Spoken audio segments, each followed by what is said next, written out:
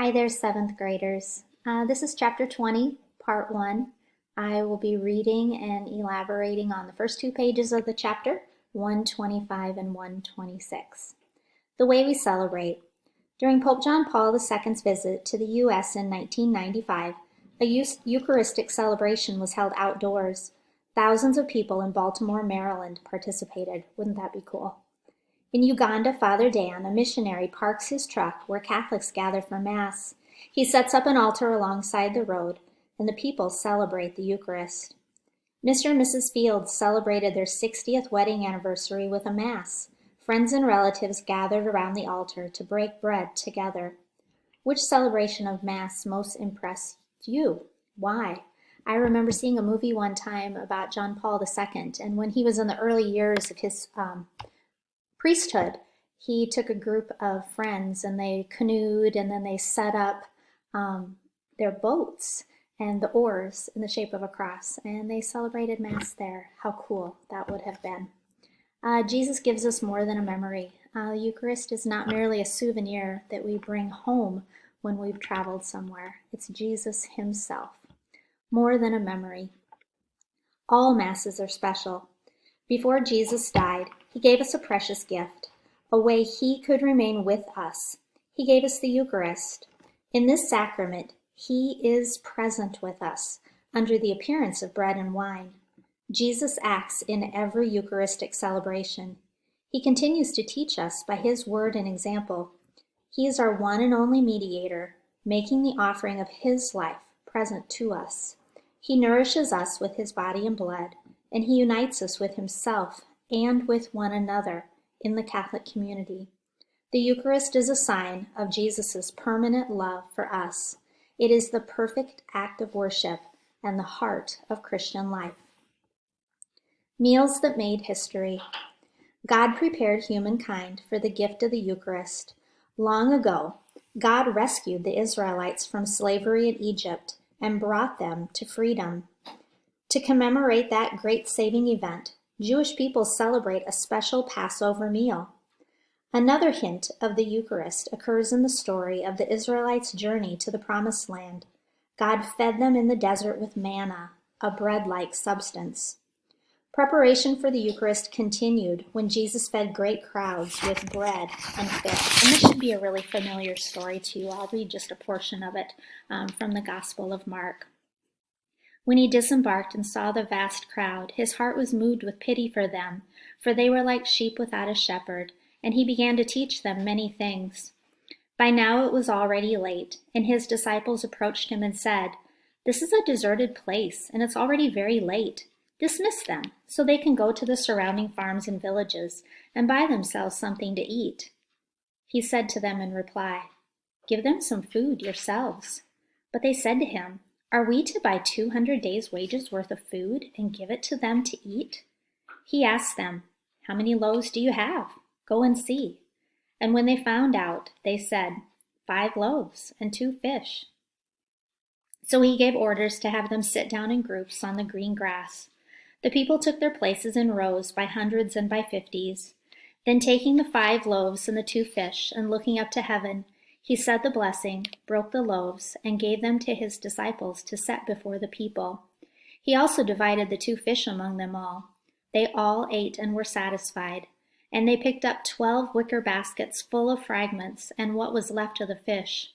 Those who ate of the loaves were 5,000 men. Now, mathematically, this gospel does not compute. There's no way you can take that amount of bread, that amount of fish, multiply it, there's the miracle, and have 12 wicker baskets full left over. After feeding 5,000 men, that doesn't mention the women and the children who were also there as well. There were probably 25,000 people there. Like I said, mathematically, this doesn't compute. So this is the third foreshadowing we have here in history of the Eucharist. So the first one, we had Passover. Remember when we had the Seder meal last year in 6th grade? Manna in the desert. God provided food. And then this third one, the miracle of the feeding of the 5,000. In chapter 6 of John's Gospel, after that miracle, Jesus promised the bread of life. Many people could not accept it when he said, "Whoever eats my flesh and drinks my blood has eternal life." Those people no longer followed him. Our final meal that foreshadows the Eucharist, the Last Supper. Jesus' last meal with the apostles was probably a Passover meal. At that meal, Jesus put a towel around his waist and washed the feet of the apostles like a servant. This is what happened, what we honor on Holy Thursday. He told them that if he, the master and teacher, washed their feet, they also ought to wash one another's feet. Then Jesus showed a greater proof of his love. He took bread, blessed it, broke it, and gave it to his apostles, saying, "This is my body, which will be given for you. Do this in memory of me." Then he took a cup, passed it to the apostles, and said, "This is my blood of the covenant, which will be shed for many." The next day, Jesus would die on the cross for us. Good Friday. The sacrifice offered at the Last Supper was the sacrifice of Calvary. Jesus now offers that same sacrifice to his Father for us and with us in the Eucharist. Each time we celebrate the Eucharist, we come in contact with the dying and rising of Jesus. Only validly ordained priests can preside at the Mass and can consecrate bread and wine. A new covenant. Sacrifices and covenants were familiar to the Jewish people. They considered the covenant or agreement that God made with them at Sinai as their birthday as God's people. There God revealed the divine name to the Jewish people and gave them the law. They agreed to live by the law.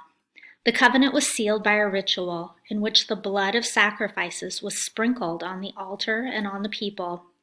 At the Last Supper, Jesus gave us a new commandment. He said, "Love one another. As I have loved you, so you also should love one another." Humankind entered a new covenant with God, sealed by the blood of Jesus. All who die and rise with Christ at baptism share in the celebration of this covenant. They offer Christ's sacrifice and grow in love. Thanksgiving meal. Eucharist actually means thanksgiving. This sacrament is the greatest act of praise and thanksgiving we can offer God. We are obliged to participate in the Eucharist on the Lord's Day, Sunday, and on every holy day of obligation. Some people celebrate Mass on other days and benefit from the grace it offers. Anytime something wonderful happens and your heart is full of joy and gratitude to God, consider celebrating Mass to give God thanks. What days might you make special by participating in the Eucharist? You can go to Mass on your birthday, on your baptismal day, a special patron saint's feast day, a national holiday, lots of special times, anniversaries, weddings, funerals, lots of special Masses that we are able to attend.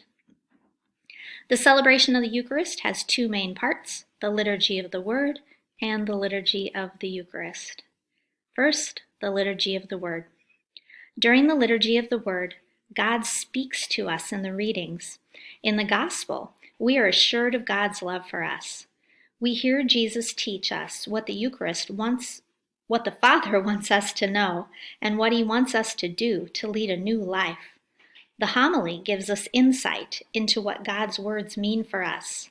Then we ask God's help in the general intercessions. Nourished and strengthened by God's word, we are fed with the bread of life and the liturgy of the Eucharist. Okay, I'm going to see if I can name the parts of the Liturgy of the Word here. First reading, Responsorial Psalm. Second reading, Alleluia, Gospel, Homily, Creed, General Intercessions. I'm sure you could have gotten those 8 parts also. This ends part 1. Thanks for watching.